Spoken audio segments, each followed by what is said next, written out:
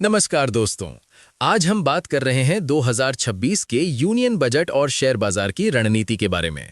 घरेलू stock market पिछले कुछ समय से एक रेंज में है, यानी निफ्टी तेजी से ऊपर नहीं बढ़ रहा और ना ही बहुत गिर रहा है।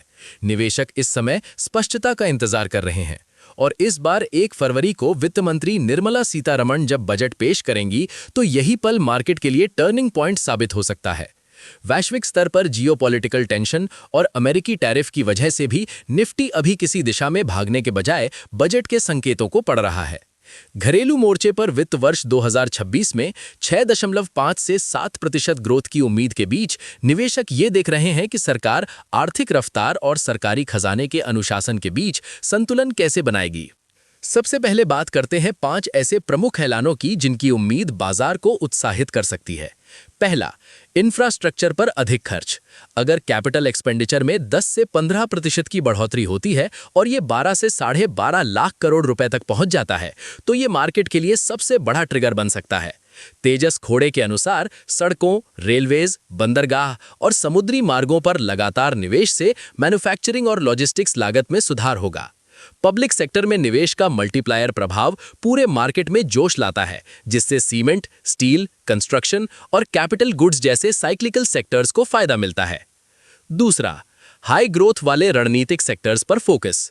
विकास गुप्ता के अनुसार defence, clean energy, data centre, AI, manufacturing और आर&डी में औसत से ज्यादा खर्च, साथ ही टेक्नोलॉजी ट्रांसफर और पीएलआई स्कीम्स में सुधार से मार्केट में थीमैटिक मोमेंटम बढ़ सकता है। ये सेक्टर्स बजट के आसपास एक्टिव हो जाते हैं और निवेशकों का ध्यान आकर्षित करते हैं। आर&डी को प्रोत्साहन देने से आईटी और फार्मा सेक्टर्स पर भी सीधा असर पड़ सकता है। तीसरा, लोगों के हाथ में अधिक पैसा आए। रंजीत झा के अनुसार अगर सरकार के ऐलानों से आम लोगों की खपत बढ़ती है तो मांग बढ़ेगी और मार्केट में रिकवरी रफ्तार पकड़ सकती है। स्टैंडर्ड डिडक्शन में बढ़ोतरी या टैक्स स्लैब में पॉजिटिव बदलाव ऑटो और रिटेल सेक्टर की बिक्री को बढ़ावा दे सकते हैं। चौथा, कैपिटल गेन्स टैक्स पर स्थिरता। तेजस खोड़े के अनुसार कभी कभी कोई नेगेटिव सरप्राइज ना होना ही सबसे मजबूत पॉजिटिव ट्रिगर होता है। एलटीसीजी और एसटीटी में स्थिरता, साथ ही मामूली राहत या सरलीकरण से घरेलू निवेशकों का भरोसा मजबूत होगा।